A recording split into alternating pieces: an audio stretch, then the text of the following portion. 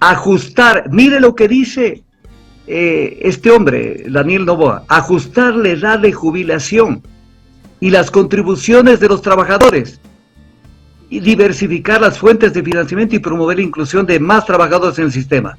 Lo último es correcto, pero no ajustar la edad de jubilación y contribución de los trabajadores, porque está diciendo que hay que mover la contribución de los trabajadores, y no está hablando de los empleadores, sino de los trabajadores, y ajustar la edad de la jubilación. O sea, esto el Ecuador tiene que oírlo. Este es Daniel Noboa. Es un golpe al corazón a la tercera edad y a los que van rumbo a la tercera edad. Industrializar todas las etapas de la actividad hidrocarburífera. Pero ¿por qué aprobaste como presidente de la Comisión de Desarrollo Económico de la Asamblea Nacional? Aprobaste y fuiste uno de las voces cantantes de la Ley de Desarrollo Económico, que lo que buscaba precisamente es que se industrialice el petróleo ecuatoriano en el exterior, no acá, cambiando el artículo 5 de la Ley de Hidrocarburos. Dice que se puede contar con refinerías de punta, pero entregarse al sector privado. En el caso del ITT, $58 de costo de extracción, que es mentira, son 14.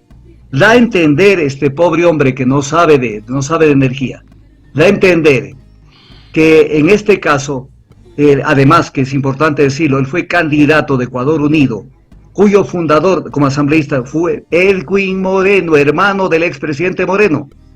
Entonces él, para poder llegar, se unió al grupo de Lenín Moreno. Pues esto tiene que el Ecuador escucharlo.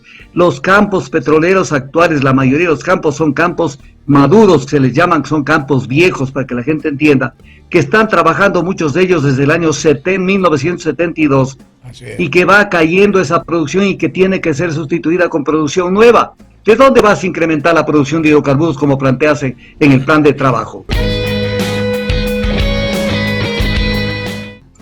Vamos directamente a analizar el plan de gobierno de él de manera muy sucinta y rápida. Importante. Dice, la violencia y la inseguridad tienen raíces profundas en los problemas socioeconómicos. Perfecto, correcta esa apreciación. Pero cuando él analiza, en el plan de gobierno analiza, se refiere a la delincuencia común. No habla de la delincuencia producto del narcotráfico y de las mafias que crean esa violencia. Entonces, importante. Pero además, en este momento, porque necesita votos, comienza a golpear la puerta de Topic, diciendo, ese es el programa de seguridad que a mí me conviene. Pero el programa de Topic es solucionar el tema de la inseguridad a punta de tiros y de balas. Luego viene otro tema. Dice que va a hacer una consulta popular durante los primeros 90 días de gobierno. Es importante. En el Ecuador sobra plata. Cada consulta popular le cuesta al Ecuador $46 millones. Así es. Y los temas que va a abordar son seguridad, institucionalidad, terrorismo, económico y salud. Vaya a saber qué es lo que va a plantear con esto. Entonces, se viene. Sobre la dolarización dice algo que está ahí entre líneas. Dice que la dolarización ha limitado la capacidad de gobierno para implementar políticas monetarias independientes. ¿A qué se refiere? A tener moneda nacional para de esa manera poder resolver los problemas con moneda nacional. Y ya sabemos a dónde se dispara la inflación. Además de que los grandes beneficiarios de la desdolarización en la práctica son los exportadores, porque van a recibir dólares y los van a cambiar en sucres cada vez más devaluados. Y dentro de ellos el gran beneficiado será su padre, que es un exportador. Habla hasta no sé dónde sobre el tema de la inversión extranjera directa. Y es lo mismo de lo mismo, que hay que traerla, sin darse cuenta que hay que atraer inversión extranjera, pero no solamente para los sectores estratégicos, sino para la economía nacional, y que hay que fundamentalmente impulsar la economía nacional, la inversión nacional, porque esa genera ahorro interno y ese dinero no se va al exterior. Luego dice montonera de cosas que son de lo mismo, los incentivos fiscales para atraer inversión. O sea, para allí hay que hacer todo con tal de que venga ese capital, que viene muchas veces a succionar el plusvalor de la economía. Habla de trabajar con los bancos para reducir tasas de interés.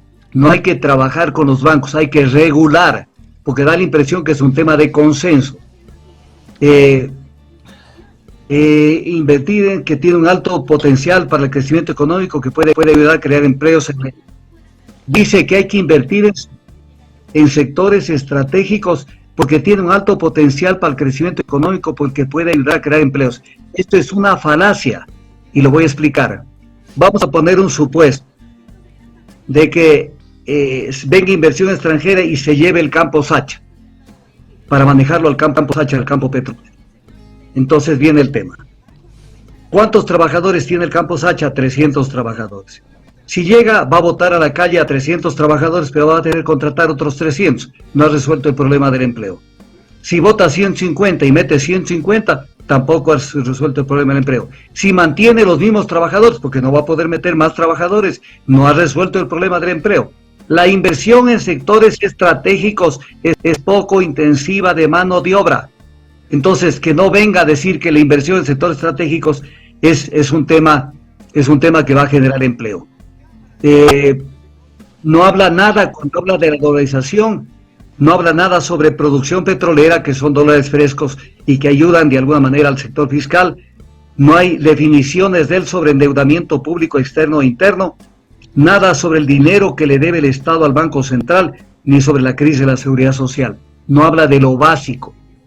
Habla de la agricultura, la seguridad alimentaria, pero no habla de la seguridad energética, que la Constitución la contempla como soberanía energética en los artículos 284, 304 y 334 de la Constitución. Luego dice que hay que impulsar el sector agrícola, pero Álvaro Noboa impulsa el sector agrícola, pero fuera del país, pues, no solamente en el país. Aquí mete las de andar, esto sí es horroroso. Dice, el sector ganadero contribuye a la preservación de los ecosistemas naturales y a la preservación de la biodiversidad, a la vez de ser una fuente significativa de generar empleo. El ganado, y es una discusión mundial, todos los animales que respiramos contaminamos el ambiente. Y el ganado es en especial, el ganado produce óxido nitroso y gas metano, que tiene un efecto 20 veces mayor que la emisión de CO2. Entonces no entendió nada, que más bien el tema del ganado es terrible. La auditoría de la deuda pública me parece una buena propuesta que hace, que se audite incluso cuál es el destino de esos dineros. Importante verlo. Promover competencia en el sector bancario para el tema de forzar a los bancos a reducir tasas de interés. No hay que forzarlos a competir, hay que regular. El servicio bancario es un servicio que tiene que regularlo el Estado. Niveles de salarios dignos. O sea, esto es importante lo que dice, actualizar y regular el salario mínimo. Actualizar y regular el salario mínimo para reflejar el costo de vida y las condiciones económicas. En economía dolarizada, claro, en economía no dolarizada, el salario se dispara, porque se dispara también la canasta familiar. Pero en economía dolarizada, abrir la puerta al tema del salario mínimo y crear eso es populismo de la más baja estofa. Crear empleos de calidad. El Ecuador necesita empleos y no ponerse tan exquisito que quiere empleos de calidad. La lucha por el tema de los paraísos fiscales. En la sesión 747 del 7 de diciembre del 2021, su suplente votó porque no se lo sancione al presidente Lazo con el tema de Pandora's Papers. ¿Qué otro tema importante? Habla de inversión estatal, pero no habla de inversión pública en sectores estratégicos, que es donde tiene que hacerse, porque si el Estado invierte $1 en sectores estratégicos, en inversión pública, sus réditos son superiores a si lo hace la empresa privada en sectores estratégicos. Voy a poner un ejemplo. El petróleo le cuesta al país, un barril de petróleo le cuesta un promedio de $18, 17, $18 producirlo, mientras que con una empresa privada, el mismo barril de petróleo que el Estado lo tiene que pagar, porque da la impresión cuando hablan de esto como que nadie va a pagar, se tiene que pagar a la empresa un promedio de $36 por el mismo barril. El golpe a la tercera edad, esto es terrible. Ajustar, mire lo que dice este hombre, Daniel Noboa, ajustar la edad de jubilación y las contribuciones de los trabajadores, y diversificar las fuentes de financiamiento y promover la inclusión de más trabajadores en el sistema. Lo último es correcto, pero no ajustar la edad de jubilación y contribución de los trabajadores, porque está diciendo que hay que mover la contribución de los trabajadores, y no está hablando de los empleadores, sino de los trabajadores, y ajustar la edad de la jubilación. O sea, esto el Ecuador tiene que oírlo. Este es Daniel Noboa.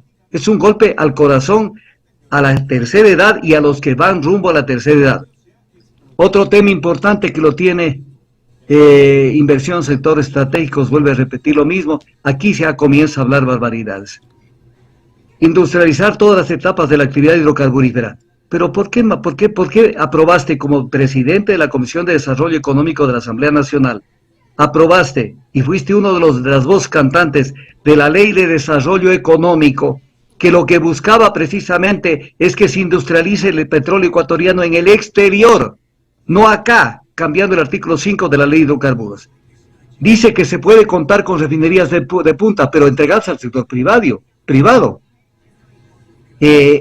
Habla de que incluso se debería subir la capacidad de refinamiento a 250.000 barriles de petróleo. Y viene la pregunta, ¿con qué petróleo, hijito? Con petróleo importado, y el tema ya no funciona igual, porque el negocio funciona si le metemos crudo nacional. Y los campos petroleros actuales, esto tiene que el Ecuador escucharlo, los campos petroleros actuales, la mayoría de los campos son campos maduros, se les llaman, son campos viejos, para que la gente entienda, que están trabajando muchos de ellos desde el año 1972, y que va cayendo esa producción y que tiene que ser sustituida con producción nueva. ¿De dónde vas a incrementar la producción de hidrocarburos como planteas en el plan de trabajo? Dice que se puede incrementar en un 10% más. Eso es una brutalidad lo que dice. Revisar el portafolio de inversión extranjera en petróleo y gas para el desarrollo del Ecuador, pero inversión extranjera, donde se llevan el santo y la limosna. ¿Qué otra cuestión? Esto es importante. Mejorar los sistemas de bombeo por los sistemas de oleoducto transecuatoriano acorde al incremento de la producción.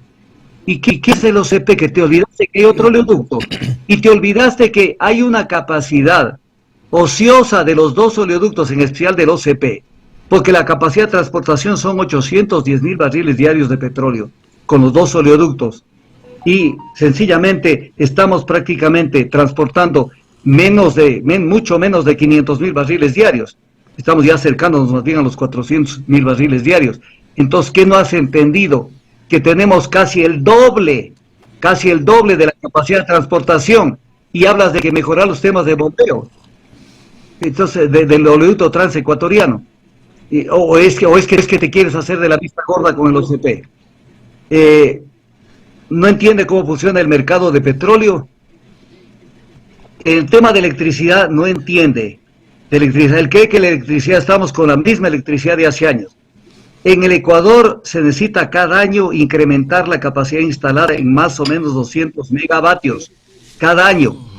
Y más o menos, en estos últimos 6 años, la electricidad se genera más o menos en un 25% con fuente térmica, o sea, en base a combustibles fósiles. Entonces, mucha gente que está prendiendo la luz o utilizando la electricidad no se da cuenta que está utilizando petróleo o gas.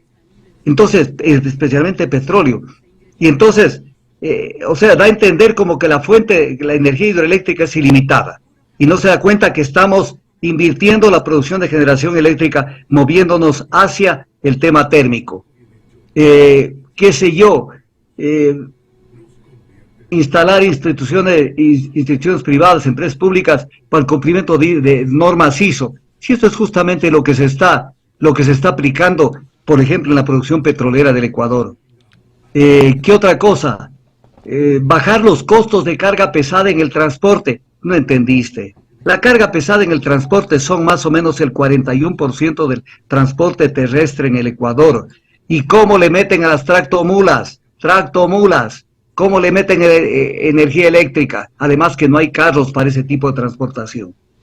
Que hay que darles funciones a los gobernadores. Los gobernadores no tienen funciones en la Constitución, tienen otro tipo de funcionalidad política, no funciones de carácter administrativo, peor de manejar empresas. Somos la nueva generación. Este es el mensaje fuerte que lo maneja. Somos la nueva generación. O sea, Alvarito al canasto. Porque él no es más que la representación de su padre. Y habla de que en el caso del ITT, $58 de costo de extracción, que es mentira, son 14. Da a entender este pobre hombre que no sabe de energía. Da a entender que en este caso, además que es importante decirlo, él fue candidato de Ecuador Unido, cuyo fundador como asambleísta fue Edwin Moreno, hermano del expresidente Moreno. Entonces él, para poder llegar, se unió al grupo de Lenín Moreno.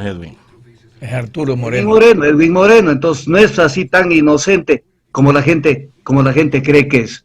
Entonces, con base en todo esto, tenemos un Daniel Noboa diferente, que en este momento está buscando cómo pescar a río revuelto en este pandemonium que son las elecciones en el Ecuador.